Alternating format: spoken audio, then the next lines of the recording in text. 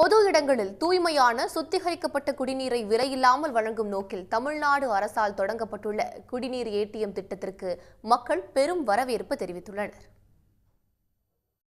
சென்னையில் பொதுமக்கள் அதிகம் கூடும் இடங்களில் பாதுகாக்கப்பட்ட குடிநீரை வழங்கும் குடிநீர் ஏடிஎம் திட்டத்தை முதலமைச்சர் மு.க.ஸ்டாலின் தொடங்கி வைத்தார்.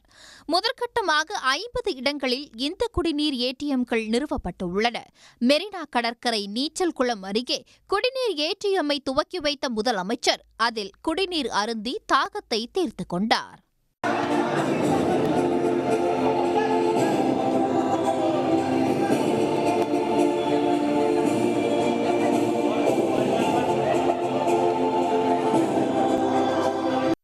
இந்த குடிநீர் ஏடிஎம் திட்டத்தை வரவேற்றுள்ள பொதுமக்கள் தாங்கள் பொது இடங்களுக்கு குடும்பத்துடன் வரும்போது பாட்டில் குடிநீரை காசு கொடுத்து வாங்கும் சிரமம் இனி இருக்காது என்றனர்.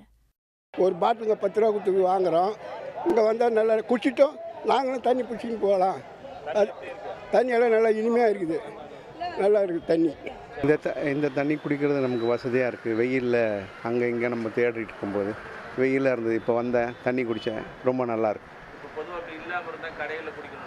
காசு செலவாகும். ஒரு 10 ரூபா 15 ரூபா இல்லை 20 ரூபா ஆகுது. ஒரு கேன் வந்து 20 ரூபா ஆகுது.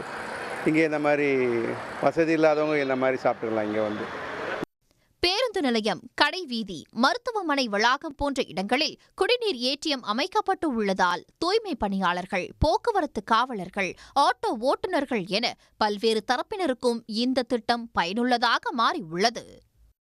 சூப்பராக இருக்குது. தண்ணி பீச்சில் ரொம்ப கஷ்டம்தான். எல்லாம் வசதி பண்ணி சூப்பராக கொடுத்துருக்குறாங்க. இங்கே ஃப்ரீயாக கொடுக்குறாங்க. முதலமைச்சர் கொண்டு வந்த திட்டம் வந்து ரொம்ப சிறப்பாக இருக்குது. மக்களுக்கு பயனுள்ளதாக இருக்குது. தண்ணி அருமையாக இருக்குது. வெளியே கஷ்டப்படுறதுக்கு இங்கே பீச்சில் மக்கள் இருக்கிறதுக்கு, நம்ம குடிக்கிறதுக்கு எல்லாம் வசதியாக இருக்குது. இந்த திட்டத்தை பிற நகரங்களுக்கும் விரிவுபடுத்த வேண்டும் என மக்கள் கோரிக்கை விடுத்துள்ளனர்.